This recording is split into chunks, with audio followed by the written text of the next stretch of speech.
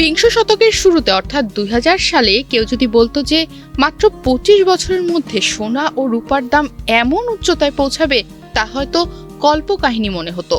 সে সময় দেশে ও বিশ্বে সোনা রূপার দাম তুলনামূলকভাবে স্থিতিশীল ছিল এবং সাধারণ মানুষের নাগালের মধ্যেই ছিল। আন্তর্জাতিক বাজারে 2000 সালে সোনার দাম প্রতি আউন্স করে 279 থেকে 280 ডলারের মধ্যেই ঘোরাফেরা করছিল। এটি প্রায় এক দশকের মধ্যে সোনার সর্বনিম্ন পর্যায়ের কাছাকাছি ছিল।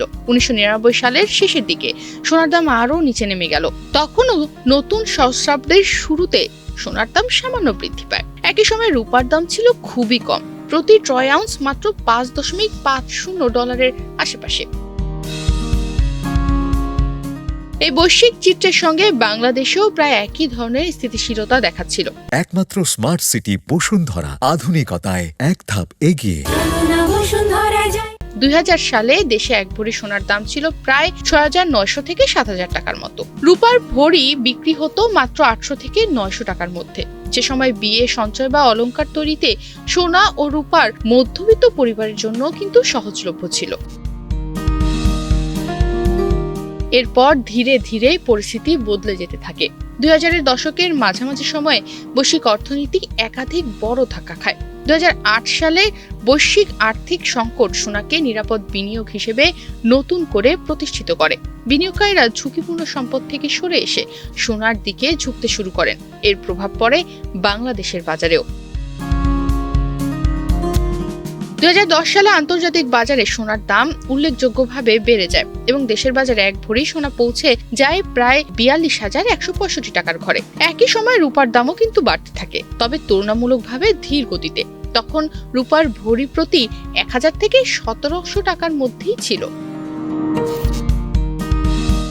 প্রকৃত পরিবর্তন ঘটে 2020 সালের পর। করোনা মহামারী, বৈশ্বিক সরবরাহ ব্যবস্থার ভাঙন, রাশিয়া ইউক্রেন যুদ্ধ, মধ্যপ্রাচ্য ও এশিয়ার ভূরাজনৈতিক উত্তেজনা এবং বড় অর্থনীতির ব্যয়, সব মিলিয়ে বিশ্ব অর্থনীতিতে অনিশ্চয়তা চরমে পৌঁছে যায়। এর ফলে সোনা ও রূপা বিনিয়োগকারীদের কাছে সবচেয়ে নিরাপদ আশ্রয় হয়ে ওঠে। 2025 সালের শুরুতে বাংলাদেশের বাজারে সোনার ভরি দাঁড়ায় 1,38,288 টাকায় এবং রূপার ভরি হয় 2,575 টাকা। বছরের শেষে এই দাম আরও নাটকীয়ভাবেই বেড়ে যায়। ডিসেম্বর মাসে রূপার দাম টানা উঠতে থাকে। মাসের শুরুতে রূপার দাম ছিল 4,246 টাকা, আর 13 ডিসেম্বর সেই দাম বেড়ে দাঁড়ায় 4,572 টাকা। 22 ডিসেম্বর আরও 385 টাকা বাড়িয়ে দাম হয় 4,957 টাকা, আর 23 ডিসেম্বর 175 টাকা দাম বেড়ে দাম দাঁড়ায় 5,132 টাকা। সর্বশেষ 27 ডিসেম্বর ইতিহাসের সর্বোচ্চ দামে পৌঁছায় দেশের বাজারে রূপার দাম। বর্তমানে দেশের বাজারে রূপার দাম 6,065 টাকা। সোনার দামও একইভাবে টানা বাড়তে থাকে। ডিসেম্বরের শুরুতে এক ভরি সোনার দাম ছিল 2,12,145 টাকা। মাস জুড়ে দফায় দফায় নতুন দাম নির্ধারণ করা হয়। 2 ডিসেম্বর নতুন দাম নির্ধারণ করা হয় 2,11,095 টাকা।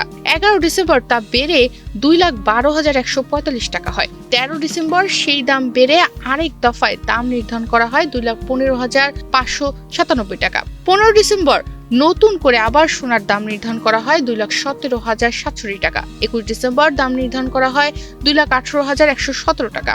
22 ডিসেম্বর তা বাড়িয়ে আবার নির্ধারণ করা হয় 2,22,083 টাকা। তার ঠিক একদিন পর 23 ডিসেম্বর আবার নতুন দাম নির্ধারণ করা হয় 2,26,282 টাকা। এরপর আবার 27 ডিসেম্বর নতুন দাম নির্ধারণ করা হয় 2,27,856 টাকা। সর্বশেষ 28 ডিসেম্বর নতুন দাম নির্ধারণ করা হয় 2,29,431 টাকা। অর্থাৎ মাত্র এক মাসে সোনার দাম প্রায় 17,000 টাকা বেড়েছে।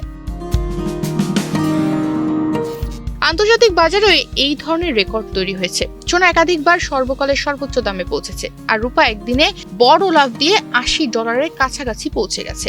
বিশ্লেষকরা বলছেন এই ঐতিহাসিক মূল্যবৃদ্ধির পেছনে মূল কারণ হলো আমেরিকা সহ বড় অর্থনীতির সুদহার কমার প্রত্যাশা, ডলারের দীর্ঘমেয়াদী দুর্বলতা, শিল্প খাতে বিশেষ করে সৌরবিদ্যুৎ ও প্রযুক্তি খাতে রূপার চাহিদা বৃদ্ধি, ক্রমবর্ধমান রাজনৈতিক অনিশ্চয়তা এবং কেন্দ্রীয় ব্যাংকগুলোর বিপুল পরিমাণে সোনা কেনা। সব মিলিয়ে 2000 সালে যেখানে সোনা ছিল $280 আর রূপা ছিল $5 ঘরে, সেখানে মাত্র 25 বছরে এই ধাতুগুলোই বাংলাদেশের ও বিশ্ব বাজারে ইতিহাসের সর্বোচ্চ দামে পৌঁছেছে।